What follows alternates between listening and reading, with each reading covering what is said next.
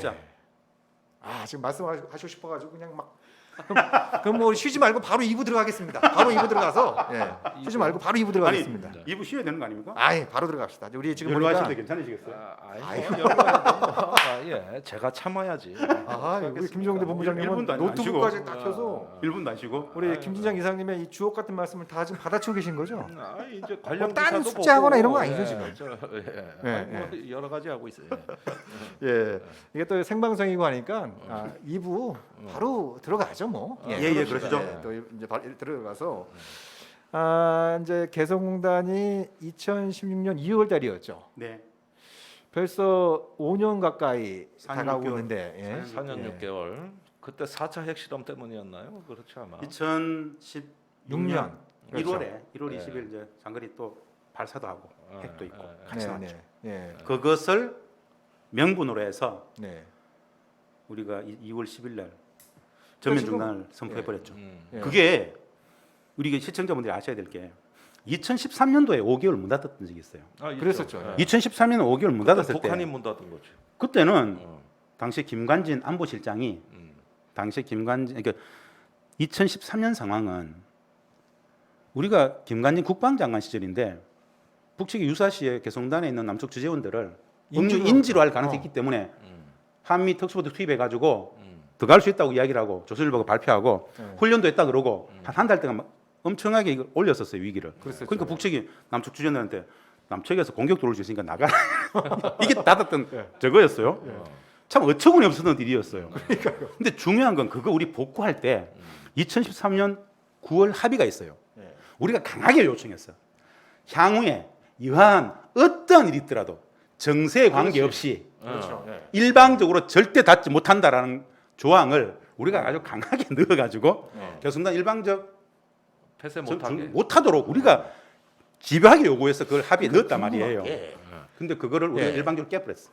그러니까 그게 이제 그때 그러니까 2016년 2월 달에 느닷없이 일요일이었어요. 그 요일을 제가 까먹지 않는 게 그게 제가 조기 축구를 하는데 전반전 끝나고 나가서 보니까 뭐 전화가 엄청나게 와 있는 거예요. 네. 그래서 뭐 문자가 와서 보니까 아니 뭐 개성공단 곧 중단한다고 발표한다는데 뭐 한가하게 축구하고 있냐 욕도 먹고 막 그랬었는데 근데 지금은 좀 그 진실이 좀 이런 거죠. 밝혀진 부분 있나요? 그러니까 왜? 예, 이런 왜? 거예요. 어떻게? 우리 오마이 TV에 들어와서 이 김종대와 정옥식의 평화로를 들을 수 있는 분들의 수준이면은 이해하실 거예요. 그날이 설 연휴 마지막 날, 설 연휴의 마지막 날이었어요. 마지막 날 일요일. 어. 예. 다 설치로 내려와 있었어요. 개성공단에 있었던 남쪽. 개성공단에는 당직자 150명밖에 없었어요. 다 설 연휴 쉬러 내려왔었단 말이야. 월요일이면 내일 월요일이면 다시 다 복귀하고 들어가기로 다 2,000명이 다 들어가기로 됐단 말이야. 예. 근데 일요일 날 이 설 연휴 마지막 날 아침 10시에 전 사장들한테 통일부가 전화를 해가지고 오후 2시까지 모이라. 다들 허둥지둥 긴급 비상 연락을 때려가지고 오후 2시에 모이라고 모였더니만은 정부는 전면 중단을 결정했고 오늘 오전 10시에 기자들한테는 언론에는 이미 브리핑 다 끝났다. 정부 언론 발표는 오후 5시에 발표된다. 예? 그러니까 그 5시까지 그걸 걸어놨던 거예요. 엠바고를 걸어놨던 거야. 기업 입장에서는 지금 14년간 내가 거기서 일을 했고 회사를 돌렸는데 아니 지금 2시에 모아가지고 이렇게 얘기하면은 우리 내일 다 들어가야 되는데 사전에 뭐 한마디 말을 해주든지 이게 말이 되느냐. 내 재산 그거 다 있다. 거기에 원부자재 완제품 우리 오다준 원청업체 원부자재 검형 그거 다 있는데 지금 다 이게 발표해버리면 우리 어떻게 된단 말이냐. 일주일만 시간 달라고. 어차피 그 엠바고 걸어놓는 거 오후 5시까지 엠바고를 하지 말고 일주일만 엠바고를 좀 걸어라. 그 사이에 우리 내일 다 들어가니까 왔다 갔다 하면서 빼오자. 우리 것도 아니고 원청업체 건데. 그리고 보통 이게 2월 10일이잖아요. 매달 10일부터 20일 사이에 북측 노동자들에게 임금을 줘요. 개성단 나오셨던 이분들은 10일 날 그 다음 날 들어가서 이제 임금을 주려고 회사에 금고에 달러도 다 찾아놨었어. 개성공단 우리은행 지점에서 이런 것들 다 못 챙겼어요. 결국 어땠냐? 일주일 안 줘요. 그리고 기업들이 울며 불며 3일만 시간 달라. 우리 내일 들어가가지고 웬만한 거 좀 값 나가는 거 좀 챙겨올게. 피해를 최소화해야 될 거 아니냐. 장부라도 좀 갖고 오자. 그것이 3일도 안 주고 오후 5시에 발표하고 치워버려요. 이게 이제 그 개성단 사태예요. 전면 사태인데 왜 이래 됐는가? 2017년 12월에 통일부 정책局친위가 조사를 해봤어요. 그러니까요. 예. 불법 부당성이 다 드러나요. 거의 공식적인 회의를 거의 한 게 없어. 존재하는 거는 당시에 김관진 안보실장, 김규현 외교안보 수석, 외교부 출신 두 사람이었는데요. 조사상에 의하면 그냥 박근혜 대통령의 받으세요라는 지시만 존재해. 이 엄청난 기업들의 재산 손실 피해가 발생되는 것에 대해서는 최소한 NSC 상임이 건의를 받아가지고 국무회의 의결을 거쳐서 진행이 돼야 되는 게 수순의 그렇죠. 법리적 예, 예. 절차예요. 왜 엄청난 7천억 정도의 기업 손실만 7천억이에요. 민간 피해. 그거는 국민 생명뿐 아니라 재산상의 피해이기 때문에 회의를 거쳐야 되는데 아무것도 안 했어요. 이후에 그 조치를 취해놓고 며칠 있다가 NS 상임위를 했다라는 서류만 만들어놨어. 그러니까 굉장히 불편부당하게 그때 통일부도 반대했잖아요. 통일부 반대했죠. 이 전면전 안 된다. 그냥 좀 잠정 중단 어떻게 했냐. 계속 반대를 했는데 청와대가 밀어붙인 거지. 안보실. 아, 제가 쭉 들어본 거에 하면 아. 군인들 그 군인들 아시겠죠? 가만히 있자. 김관진 그때 안보실장이 누굽니까? 김관진 안보실장이었어요. 안보실장이죠. 아. 그 김관진 안보실장이 이명박 정부 국방부 장관 시절에 2014년 상황에 유사시의 개성공단의 북측 노동자들이 남측 노동자들이 구출해라. 북측에게 억류 인질화 될 가능성이 있기 때문에 특수부대 투입하겠다. 우리 한미 특수부대 훈련까지 했다. 이걸 언론에 계속 때렸던. 제가 보기에는 계속 김관진 안보실장이나 김관진 국방장관이 그 개성공단 측을 닫아야 돼. 달러 박스야. 안 돼를 주입했던 사람들이 누구일 것인가? 박근혜 대통령 주변에서 박근혜 대통령이 그걸 이야기했던 사람들은 이 안보실장 중심으로 이들이었어요. 국방 군인들이었어. 근데 이들에게 저 개성공단이 진짜 문제다라고 계속 주입했던 건 저는 미국적인 거라고 봐요. 미국. 네. 미국. 네. 그러니까 미국에서도 좀 뭐 탐탁시 여긴 것도 굉장히 우리가 잘 알고 탐탁지 있고. 아니 그건 FTA 뭐 때부터 이명박 정부나 네. 경제적인 네. 이유 때문에라도 저 개성공단은 그렇죠. 네. 저 북한 그러니까 그런 뭐 그걸 것들은 떠나서 뭐 국내 보수정에서도 뭐 탐탁시 않은 건 다 알려진 건데 왜 그날 말씀하셨던 것처럼 절차적으로도 굉장히 결함이 많은 방식으로 이걸 느닷없이겨지겠는가? 아무튼 그래서 뭐 그때 나중에 나왔던 얘기가 뭐 좀 뭐 비선이 작용한 게 아니냐 뭐 이런 얘기도 있었었어요. 뭐 이런 얘기들도 있었는데 그게 아니면 합리적으로 설명이 안 되니까. 전혀 설명이 안 돼요. 설명이 안 되니까. 그래서 그걸 총체적으로 국정농단의 과정 속에서 발생한 말도 안 되는 진짜 어처구니 없는 정책 대참사라고 얘기해요. 네. 이건 뭐 남북관계 6.15 합의 위반일 뿐만 아니라 남북관계 전체를 완전히 파괴하는 것일 뿐만 아니라 요거 행위와 관련해서 남북관계 속에서 우리 합의를 파괴한 한두 가지가 아니에요. 어마어마하게 많아요. 그거 다 그냥 무시하고 그냥 밀어붙였던 거예요. 그 정책 모든 책임은 그냥 박근혜 대통령이 지는 거고. 그로부터 근데, 지금 예. 4년 6개월이 지났어요. 그렇습니다. 4년 6개월이 지났는데 일단 좀 궁금한 게 지금 개성공단은 어떤 상황인가? 거기 뭐 건물들도 많고 원자들도 예. 많이 있고 여러 가지 말씀드리면 기사도 많이 들어갔는데 지금 올- 상황은 어떤가? 올 6월 16일 날 네. 개성공단 안에 있는 남북공동연락사무소가 폭파가 됐잖아요. 그렇죠. 네. 사실은 남북공동연락사무소는 개성공단의 운영과는 관계는 없어요. 네. 네. 그냥 남북 당국 간의 24시간 협의 소통 창구 그 기구가 개성공업지구 안에 건물이 있을 뿐이지 공단과는 관계 없는데 네. 남북 공동연락사무소를 개소하기 위해서 2018년 9월에 들어가 봤단 말입니다. 네. 공동연락사무소 백업하기 위해서 우리 직원들이 몇 번 가 있었는데 그 기간에 전체 기업들 한번 뭐 시설물 점검을 해봐야 될 거 아닙니까? 네. 네. 전력을 다시 연결해야 되고 상수도를 갖고 와야 되고 뭐쭉 기반 시설 다 돌려야 이제 남북 공동연락사무소 운영이 되기 때문에 그걸 하면서 쭉 돌아봤는데 아주 놀라운 사실이 있었어요. 놀라운 사실이요. 아주 놀라운 사실이 뭐냐? 흉물처럼 변했던가요? 그 반대인 것 같은데. 그렇죠. 네. 북측은 말입니다. 네. 개성공단의 남측 자산들이잖아. 근데 이게 개성공업지구법상 개성지역은 북측 지역이잖아.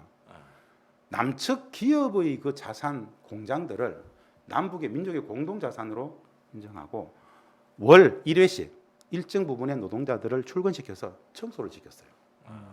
이게 2016년부터 2017년, 18년, 2년간 우리 너무 놀랐어. 이렇게 깨끗할 수가 있나? 물론 막 먼지가 있는 데부터 어떤 일부 기업들은 천장에 좀 내려간 누수가 있고 이런 것도 있어. 나름대로 자기들이 그걸 좀 손볼 수 있는 손보고 네. 정기적 매월 한 번씩 나와서 10여 명, 20명 나와가지고 기업별로 청소를 했다는 거야. 그걸 우리한테 공식 이야기를 했었어요.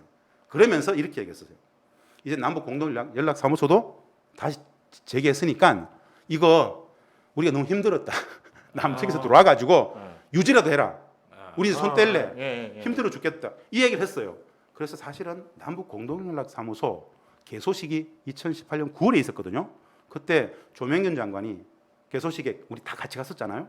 그 자리에서 공식적으로 사실은 그 연설 멘트에 지난 시간 그 어려운 시기에 예상치도 못했던 일인데 북측이 개성공단에 있는 남측 설비들을 기업들을 나름 깨끗이 나름 관리해 준 데 대해서 깊은 사의를 표한다고 발언을 했었어요. 네. 굉장히 놀라운 일이죠. 그랬었는데 공동연락사무소가 이제 파괴가 되면서 네. 지금 공단은 우리가 손을 전혀 못 쓰고 있는 상황이죠. 네. 이후에 어떻게 되고 있는지는 그 이유는 본 적이 없어요.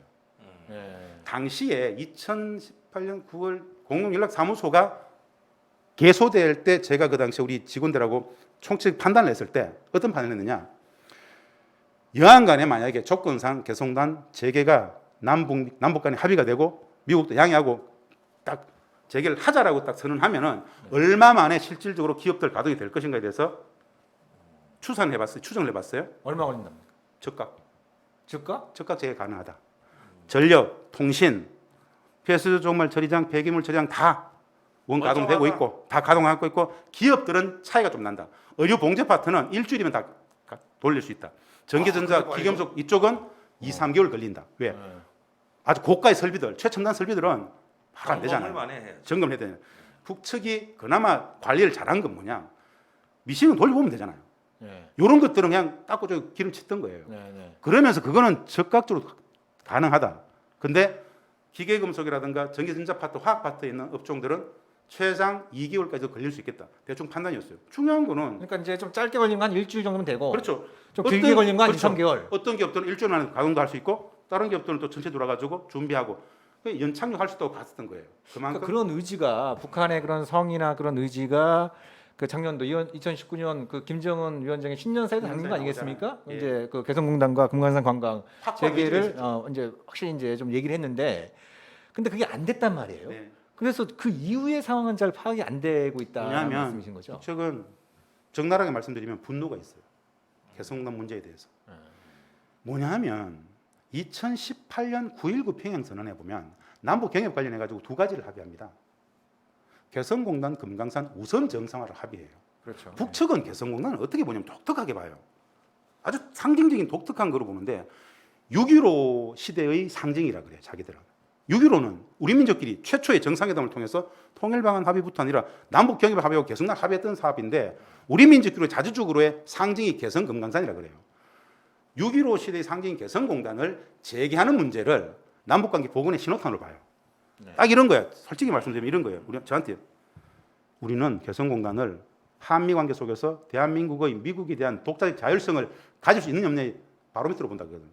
즉 미국 눈치 안 보고 당신들 개성할 수 있어? 이걸 본다라는 거예요.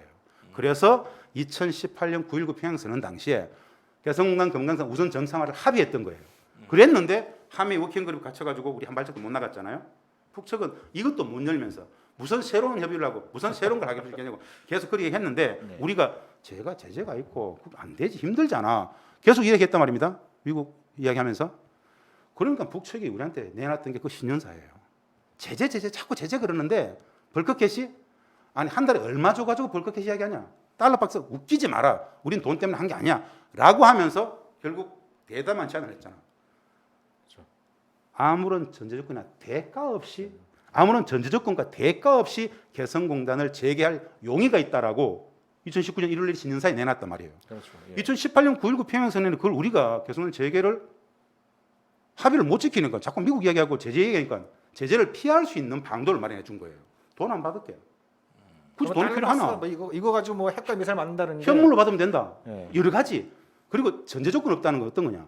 자꾸 뭐 제재 머리를 맞대면 방법은 다 나와. 오늘 제가 그 얘기 좀 할 건데요. 그렇게까지 했는데 우리는 김정은 국무위원장이 신년사에서 2,500만의 결의로서 읽었잖아 그거를.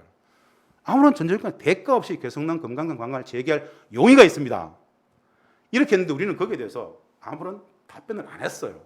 그러니까 이제 이후에 한 번도. 그러고 나서 그러니까 여기서 이제 짚어봐야 될 문제가 뒤에 이제 작년 1월 신년사에 나왔던 얘기고 그 이후의 상황 전개는 속된 말로 김정은의 가오가 안 쓰는 방향으로 한 228 거죠. 방향 모델 이후에 예, 뭐 예. 완전히 뭐 체면이 뭐 완전히 구기는 방식으로 갔던 거고 그래서 작년에 이제 그 작년 말에 김정은이 금강산을 현지도하면서 흉물. 선대의 잘못된 정책이라고 표현을 네. 했잖아요. 사실 흉물. 이게 북한 체제에선 말도 안 그전에 되는 상상하기 힘든 얘기였어요. 예. 아버지 때 어떻게 보면 할아버지 때부터 거론되었던 의탁해서, 사업인데 남들한테 의탁해서 예, 금강산 예, 예. 그런 거 틀릴 때 그러니까 우리가 선대의 잘못된 정책으로 표현을 하면서 이제 그걸 갖다가 이제 그 독자 사업화할 뜻을 내비치지 않았습니까? 그래서 이제 그 금강산에 있는 수돗물 철거해 가라 뭐 이런 얘기가 나왔는데 이게 자칫 잘못하면 개성공단도 그 맞습니다. 재판이 될 위험은 없는 맞습니다. 건가? 그러니까 예를 들면 아까 우리가 일부에서 내년 1월에 북한이 당대회를 통해서 뭐 새로운 경제 발전 노선을 발표하고 이런 건 있을 텐데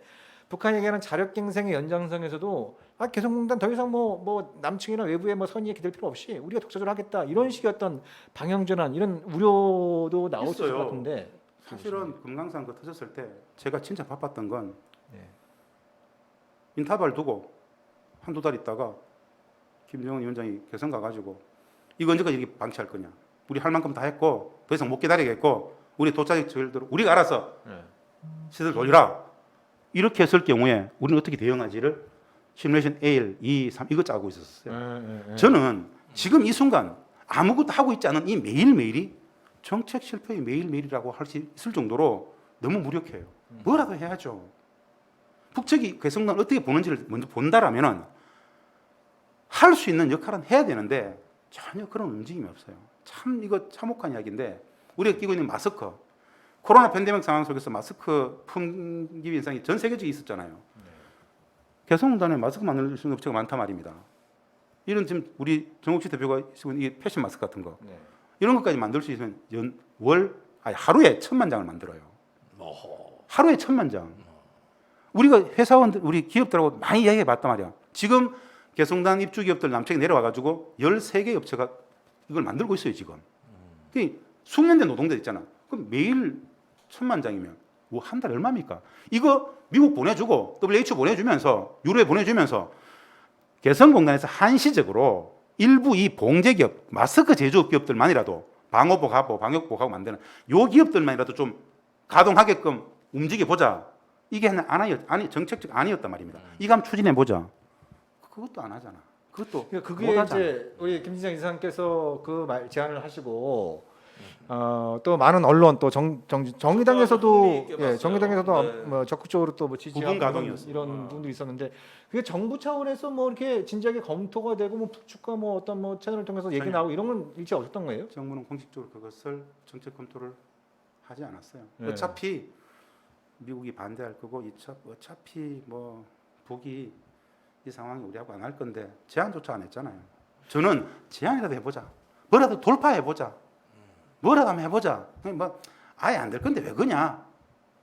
그리고 또 하나 중요한 포인트 답답한 있잖아요. 노릇이네, 그거. 또 하나 중요한 포인트가 2019년 1월달에 아까 말씀하신 것처럼 김정일 위원장이 신년사에서 그런 의지를 표명을 했고, 근데 이게 이제 뜻하지 않게 하노이 회담의 노딜로 끝나면서 이게 또 물고 나오는 게 아닌가라고 할 때 3.1절 경축사에서 문재인 대통령이 개성공단과 금강산 관광 재개를 강력히 추진하겠다고 얘기를 했고 바로 통일부가 제지의 틀 내에서 개성공단과 금강산 관광을 재개하는 방법을 찾아보겠다라고 발표를 했어요. 그래서 저는 그런 발표를 보면서 모종의 그러니까 하노이 노딜에도 불구하고 뭔가 제재의 틀 내에서 제재를 피해가는 방법을 정부 차원에서 뭔가를 강구를 하고 이걸 북한하고 좀 소통을 하려는 게 아닌가 이런 기대감들이 그때 사실 좀 있었던 게 사실이거든요. 네. 어땠었습니까? 대통령은 뭐라도 하고 싶었어요. 네. 뭐라도 성과를 내야 된다. 자꾸 미국 이야기하지 말자. 자꾸 한미동맹 제재 이야기하지 말고 할 수 있는 걸 좀 해보자. 북측의 막 그 불만이 4.27, 9.19를 우리가 전혀 실천하지 못하는 과정 속에서 북측의 불만 아니 문재인 대통령 입장에서는 김정은 위원장하고 백두산까지 올라가가지고 같이 파문 같이 읽고 새로운 한반도 평화 시대 열렸다고 전면적이고 획기적인 남북간의 개선, 교류협력 다 하자라고 직접 합의했는데 한미국 캥거루 미국 눈치 보기 아무것도 안 됐잖아. 북측의 분노가 막 나오니까는 뭐라도 해야 된다 싶어서 이야기를 하셨지만 실질적 그것을 추진해야 될 실질적 주체들은 그 의지에 반이라도 움직였을까? 저는 솔직히 말씀드리면 소위 이 분단 체제 70년 분단 체제가 만드는 그 관료들 그들은 별로 그렇게 움직일 생각이 없었다. 그렇죠. 복지부 3월달 그 지시 무사한 속에서도 무사한 일. 이거 뭐 안 될 것 같은데 뭐라도 치고 나가고 돌파하고 이게 질서를 바꾸는 것이지 안 될 거야라고는 이미 자포자기적 상상 속에서 거의 의미 있는 것을 하지 않았어요. 이미 그 지시는 언제적 그런 지시가 있었을까 싶을 정도로 없죠. 아무것도 안 하고 있다고 좀 봐요. 아니 그런데 나도 좀 항상 느끼는 의문인데 옛날에 김대중 대통령 밑에는 임동원 당시 뭐 국정원장 통일부 장관이 있었고 그다음에 저기 노무현 대통령한테는 이종석 그 NSC 사무처장 해가지고 왜 대통령보다 선제적으로 아젠다를 만들어가면서 치고 나가고. 피를 철철 흘리는 그러니까 저기 한 몸 다 바쳐서 이렇게 쭉 밀고 나가는 뭔가 책사들이 있었단 말이요. 근데 문재인 대통령은 대통령 혼자 하시는 것 같아. 이 말씀이 어떤 이야기냐면요. 그 피를 철철 흘린다는 게 다른 게 아니에요. 언론은 그놈만 죽이면 되거든. 예를 들어서 임동완, 정세현, 우리 NSC 참여정부 때는 이종석만 죽이면 돼. 계속 까는 기사가 나온단 말이야. 사실은 선수들 입장에서는 그것도 답답한데 그것조차도 언론들은 진짜 깐단 말이야. 사실은 대통령 앞에서 한 발 앞서서 움직였단 말이죠. 사실은 그렇게 욕먹는 언론한테 막 아니 그러니까 없어요. 지금 청와대 참모들이 대통령 앞열에 서 있는 게 아니라 대통령 뒷열에 서 있어요. 그러니까, 열중시어 자세로. 그러니까 그래, 제가 이게 깜짝 놀랐던 이제- 게 그러니까 작년 또 9월 달인가요? 그 문재인 대통령이 유럽 순방하면서 그 제재 완화의 필요성 이렇게 역설로 다니는데 아니 저는 보면서 왜 대통령이 저런 말씀을 하시지? 이런 거였어요. 왜냐하면 안타깝죠. 그거는 뭐 우리가 유엔 안보리의 대북 제재 관련해서는 미국 못지않게 혹은 때로는 미국 이상으로 영국, 프랑스, 독일 이런 나라에 더 강경해요. 예. 맞지. 그러면 대통령이 그런 얘기를 공개적으로 하기에 앞서 뭐 외교부 장관이 됐든 안보실장이 됐던 정부에 그거 하라고 그 국민 세금을 들여서 이제 월급을 주는 받고 있는 이런 분들이 먼저 나서서 그 얘기를 갖다가 해당 국가하고 협의를 하고 뭐 때로는 논쟁도 하고 이래 되는데 그런 게 누락된 상태에서 그냥 바로 대통령이 그런 얘기를 하고 그러니까 대통령 얘기하고 유럽 대통령이 바로 스스로- 노하고 그러니까 이게 좀 제가 보기엔 이상해 보인다는 겁니다. 어? 좀 이상해요. 이제 얼마 전까지는 정의용 안보실장이 있었잖아요. 네.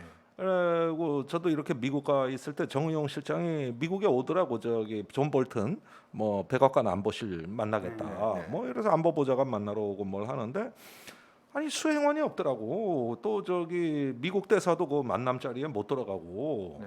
그 당일치기에 오전 비행기로 왔다 오후 비행기로 출국해요. 난 그런 출장도 처음 봤어. 가까운 데도 아니고. 그러니까 이게 무박이에요. 그래서 저기 그러다 보면은 어느 날 그냥 스리슬쩍 정리가 돼 있는데 네. 항상 마크에서는 뭔가 하는 것 같아. 근데 문제는 이 평화의 지도자는 뭐냐면은 국민을 설득하고 통합하는 과정이거든요. 단순히 어떤 외교 수레 영역도 있지만은 그것보다는 이게 국가를 끌고 가는 하나의 어떤 그 선장이자 근데 1등 항해사가 안 보여. 그 뭔가 하고는 있는데 어디서 뭘 하는지 잘 모르겠어요. 네. 그리고 대통령이 직접 나서서 몰매를 맞는 이걸 여러 번 우리가 반복적으로 봤단 말이에요. 그러니까요. 매우 적절치 않죠. 이 차이가 왜 이렇게 되느냐? 그러니까 뭐 예? 정부 초기면 뭐 갑자기 대선을 치르고 뭐 이러면서 이제 출범하면서 좀 준비가 안 돼 있었다라고 얘기를 할 수 있을지 모르겠지만 갈수록 더 심해지는 이런 느낌도 좀 반 부분이 있고 그래서 지금 나오는 얘기 중에 하나가 그래서 얼마 전에 이제 그 안보실장도 바뀌고 통일부 장관도 바뀌고 뭐 국정원도 바뀌고 그러지 않았습니까? 그래서 일부 이제 그 통일외교 안보라인을 교체를 했는데 이게 인사도 문제지만 시스템을 좀 바꿔야 된다.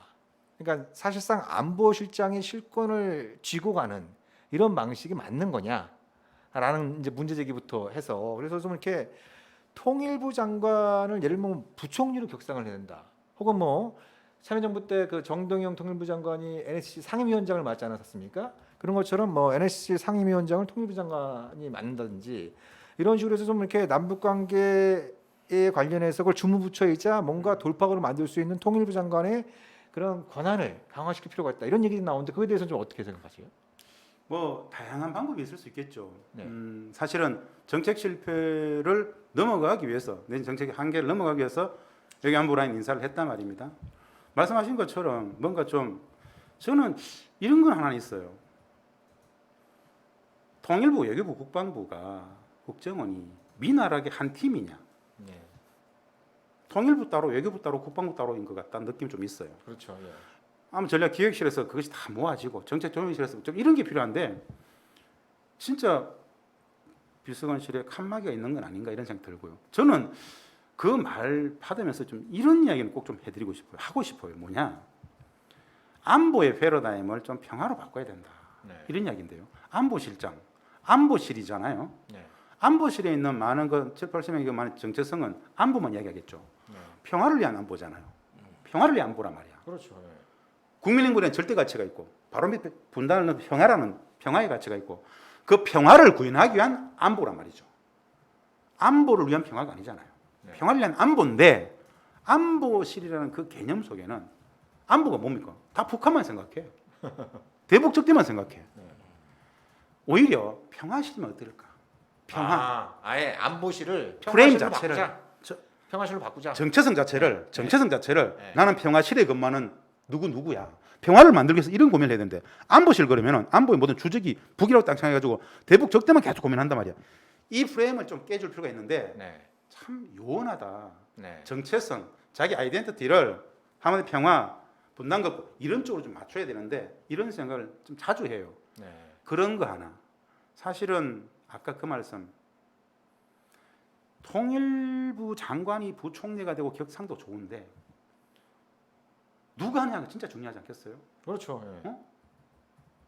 진짜 역량 있고 철학 있고 확고한 실력 있는 사람이 왔을 때 힘을 딱 실어줘가지고 대통령께서 한번 해보라. 네. 진짜 맞죠. 이게 부총리라는 것보다는 진짜 대통령께서 남북관계를 풀려면 저는 한미 관계를 중심축으로 사고하는 사람들보다는 네. 남북 관계를 중심축으로 사고하는 사람들에게 힘을 좀 실어줄 필요가 있다는 생각이 듭니다. 네. 지금 저희도 뭐 우리 김영대 전 의원님하고 청와대에서 NSC 같이 쭉 근무를 해봤지만 대부분 보면 안보의 문제를 한미 동맹 관계, 한미 관계 중심으로 북한 문제를 풀려고 하는 이 인식을 갖고 있어요. 네. 지금의 NSC 성원들 한번 보십시오. 안보실장, 정원장, 통일부, 외교부, 국방부 장관이 쭉 앉아 있다고 칩시다. 그 회의 체계 속에서 한미 관계 중심적으로 여전히 북을 사고할 거다. 그 전에 더 심했죠. 더 심했잖아요. 네. 그래서 좀 그런 축도를 바꿔줄 필요가 있다. 패러다임 좀 바꿔야 된다는 생각을 좀 가집니다. 네. 그러니까 그러니까 흥미로운 말씀이세요. 이제 안보실을 좀 평화실로 이름부터 바꾸자. 아주 단순하게 말씀하시는 건데 인식을 바꿀 필요가 이 있는데. 단순한 제안 속에는 굉장히 많은 그 고뇌와 지금까지 오랫동안 이 분야에서 활동을 해오면서 느껴왔던 이런 부분들이 담겨 있는 거고 그래서 아마 이렇게 평화실 바뀌면 그 초대 평화실장 자리를 한번 평화 안보실 어떻습니까? 네, 좋습니다. 아무튼, 네. 아니 신선한 제안인데 사실 김대중 노무현 시대하고 지금 문재인 시대는 또 몇 가지 차이점이 있어요. 그 당시에만 해도 이제 한참 핵개발 과정이라고 할 수 있고 또 국제 제재라는 게 이렇게 촘촘하지도 않았고 여러 가지 협상의 공간이 넓었다고 생각이 드는데 지금은 꼭 한미 동맹 때문이 아니라 하더라도 이 국제 사회 분위기는 이미 북한은 핵을 갖고 있는 거의 완성 단계의 국가고 또 그러다 보니까 이제 위협이 임박했다 이러다 보니까 그때와는 비견될 수 없는 더욱더 큰 장벽을 세워놨단 말입니다. 이런 달라진 환경에서 과거와 똑같이 할 수는 없을 거 아니에요. 그러니까 우리가 교류로 뭘 돌파하는 것도 중요하지만 사실은 이 우리의 이제 대한민국의 자율성은 극도로 지금 위축돼 있고 그러면서 우리가 이렇게 지금 답답해하는 과정에서 국제사회는 요지부동이고 일단 이렇게 변화된 현실은 또 그 나름대로 인정을 하고 들어가야 될 거 아니에요. 이게 그렇죠. 예. 이 현실을 무시할 수는 없는 거 아니에요. 이 말씀을 제가 꼭 오늘 이 기회에 좀 하고 싶은 건데요. 아까 평화실 이야기했는데 그건 사실은 평화 아무도 뭐든 바꾸면 돼. 뭐별 4.27, 9.19가 사라지고 남북 당국이 엄청 교착 국면이 있지 않습니까? 네. 이 정부한테 하고 싶은 이야기가 있어요. 정책을 바꿔야 된다. 그 전략을 바꿔야 된다. 어떻게 바꾸나? 단순해요. 매우 단순해요. 지금 문재인 정부를 향한 고언입니다. 그렇습니다. 이걸 지금 좀 마무리 멘트로 가겠습니다. 뭐냐면요. 현재 교착 국면의 모든 원인에는 이 인식의 오류 한계가 있었다. 그게 뭐냐? 비핵화의 진전이 없이는 남북관계 한 발짝도 못 나아가라는 비핵화의 프레임에 스스로 갇혀 있었기 때문에 네. 남북관계 평화의 문제가 다 실패했다고 좀 보는 겁니다. 어떤 거냐? 비핵화의 프레임을 평화의 프레임을 바꾸어야 됩니다. 전환시켜야 됩니다. 네. 비핵화의 프레임에 갇혀 있었기 때문에 핵 문제 진전 없이는 남북관계 아무것도 안 했단 말입니다. 근데 비핵화라는 게 뭡니까? 평화를 위한 비핵화잖아요. 네. 그럼 평화를 위해서 남북관계 보건도 할 수 있고 평화를 위해서라면 종전 평화협정도 체결할 수 있고 평화를 위해서라면 남북 교섭도 할 수 있어야 돼요. 비핵화라는 것은 평화의 하부 서버의 개념입니다. 근데 이 비핵화를 평화의 앞에 딱 두고 비핵화 없이는 평화가 안 되는 것처럼 이거는 실패할 수밖에 없는 정책이라고 보는데요. 이 비핵화의 프레임을 평화의 프레임을 바꾸면 비핵화 핵 문제는 사실은 북미 문제 속에서 우리는 중재자가 될 수밖에 없지 않습니까? 평화의 프레임을 바꾸게 되면 우리는 평화의 당사자로서 적극적 능동적 주체가 된다고 보는 겁니다. 중재자에서 정부의 역할 변화, 능동적 주체 당사자가 된다는 것이고요. 비핵화의 프레임을 평화의 프레임을 바꾸게 되면 모든 정책의 핵심 축을 비핵화는 사실은 한미동맹, 제재의 프레임을 가지고 북한 문제를 푸는 게 맞잖아요. 평화의 프레임을 넘어오게 되면 남북관계를 중심축으로 또 가끔씩은 미국 문제도 풀 수 있는 게 평화의 프레임이란 말입니다. 비핵화의 프레임에 다 갇혀가지고 4.27도 비핵화 회담이었다? 9.19 비핵화 회담 아니죠. 4.27도 6.12도 9.19도 평화 회담이었잖아요. 저는 그 중에 한 부분으로 비핵화가 다뤄졌던 그렇죠. 거고. 네. 전체 평화의 질서를 만드는 과정 속에서 핵심적인 게 비핵화 문제였죠. 평화가 주였죠. 진짜. 비핵화는 부분에 불과했던 이제 거죠. 이 인식을 우리 안보실이 우리 정부가 가져야만 네. 정책 실패를 다시 노정하지 않는다. 평화의 프레임으로 돌아오면은 능동적 주체로서 역할들을 하고 때에 따라서는 남북관계를 중심축으로 한미관계도 풀어야 된단 말입니다. 그러니까 정부 그런 사고의 관료들이- 전환이 좀 필요하지 않겠는가? 저- 지금 말씀이 그러니까- 굉장히 중요하면서 우리가 짚어봐야 될 게 이제 끝날 시간 다 시간이지만 됐나? 네. 정부 고위 관료들이 부지불 시간에 하는 말들이 있었어요. 예를 들면 한반도 비핵화 달성을 통해 평화 체제를 구축한다 하자 이런 건데 지금 이걸 바꿔야 된다. 그렇죠. 그러니까 오히려 거꾸로 한반도 평화 체제 구축을 통해 비핵화도 추구하는 이거로 바꿔야 된다라고 하는 네. 취지의 말씀인데 이게 한편으로는 역사 구조로 볼 때는 아주 중요한 지당한 말씀이에요. 왜냐하면 이른바 북핵 문제라고 하는 건 느닷없이 탁 튀어나온 게 아니고 70년까지 유지되었던 정전 체제, 분단 정전 체제의 산물의 성격이 강하기 때문에 이거를 바꾸지 않으면 백날 해결하려고 시도해봐야 안 되는 거고. 이게 말입니다. 그죠? 네. 보세요. 트럼프 대통령이 이렇게 얘기했잖아요. 2018년 10월에 우리 미국의 승인 없이는 대한민국은 북측 아무것도 못한다고 그랬지 않습니까? 존 볼턴이 늘 했던 네오콘들이 늘 했던 이야기가 핵 문제 진전 없이는 남북관계 한 발짝 못 나간다는 이야기 했단 말입니다.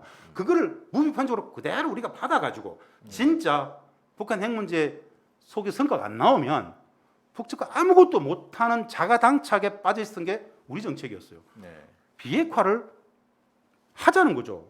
개성단체에게 금강강장 내지는 인적 교류, 여행 같이 하면 되잖아. 이거 안 되면 아무것도 안 한다 그랬기 때문에 우리 스스로 정책의 이니시티브를 못 쥐고 미국 중심의 미국의 대북 정책 서브에 들어가가지고 아무것도 못 풀었기 때문에 현재 교착권이 있다고 보는 겁니다. 네. 조금 발상을 적극적으로 해서 비핵화 회담 계속 하면서 남북한테 풀 건 풀어야 된다는 것이죠. 이것을 못하겠던 게 네오콘들의 이 한미 워킹그룹이었는데 워킹그룹 속에서 남북관계 문제는 협의만 하고 정책 결정은 우리 정부가 판단해가지고 갈 건 가버리면 되는데 워킹그룹에서 협의만 되면 아무것도 안 하는 상황. 이런 건 네. 진짜 안 된다라고 보는 거죠. 네. 그리고 사실 비핵화라는 것도 어디까지가 비핵화인지가 한이 없어요. 그렇잖아요. 아, 그럼요. 그 악마의 문법이에요. 그래서 그거. 제가 그래서 이제 우리 시간이 그 책 그 얘기해야지. 좀 마쳐야 될 시간이 좀 지나서요. 예, 예. 여기서 좀 결단을 내려야 됩니다. 우리 개성공단 얘기는 다음에 한 번 더 모셔가지고. 개성난 제게 꼭 이해해야 된다. 이거. 예. 다음에 한번 모셔가지고 이거 개성공단 다음 날짜 잡읍시다. 예. 다음 날짜 날짜 잡읍시다. 하여간 다음 성의가 시간 급해. 어떠세요? 옛날이나 지금이나 급. 그래서 예 가까운 시일 내에 개성난 우리- 저에게 얘기. 예, 우리 PPT 자료까지 준비를 하셨는데 또 이제 이 개성공단 주변 얘기를 하다가 또 이게 네. 시간이 다 지난 관계로 아이고, 저런. 개성공단을 좀 깊이 있게 다루는 얘기는 한번 다음에 진짜 조만간 이 예. 오마이 TV 시청하신 분한테 저렇게 하면 공단이 재개되네. 그거 완전 한번 제가 제안을 다음에 꼭 그때는 드릴게요. 진행할 때 제가 악역을 맡겠습니다. 제가 사사건건 한번 시비를 걸면서 예? 제가 유엔 안보리와 미국 그 제재 내용까지 공부를 그렇죠. 쫙 해갖고 예. 하고 와서 이걸 다 피할 수 있는지 그렇죠. 제가 한번 그걸 검증하는 시간으로 네, 네. 갖도록 하겠습니다. 오케이. 자 오늘 뭐 바쁘신 와중에 요즘도 한가하시다 그랬죠. 아무튼 함께 자리해 주셔서 감사드리고요. 제가 바로 출연료를 좀 드리도록 하겠습니다. 이 출연료는 제가 얼마 전에 쓴 책인데요. 이거 좀 화면에 비춰주시고 한반도 아무튼 이 책을 좀 왜 팔아야 비핵- 됩니다. 한반도 이걸 왜 비핵지도 저 카메라를 네. 비춰. 예, 이 책을 좀 저기 팔아야 되는 관계로 시청자분들 저는 사실 이거 서평하고 쭉 봤습니다. 한반도의 길 왜 비핵지도인가? 우리 뭐 정옥치 대표께서 비핵화가 아니고 비핵지도를 늘 주장해왔던 거 아시죠? 이거 기본 필독서를 읽어봐야 됩니다. 저는 이거 선물할 겁니다. 고맙습니다. 아유, 감사합니다. 야. 아이고 감사합니다. 이 책 부지런히 팔아야 이게 좀 다음부터 출연료를 책이 아니라 캐시로 현금으로 드릴 수 있습니다. 아, 자, 우리 우리 방송의 시청자분들도 좀 양해해 주시고요. 실상을 너무 드러내지 마세요.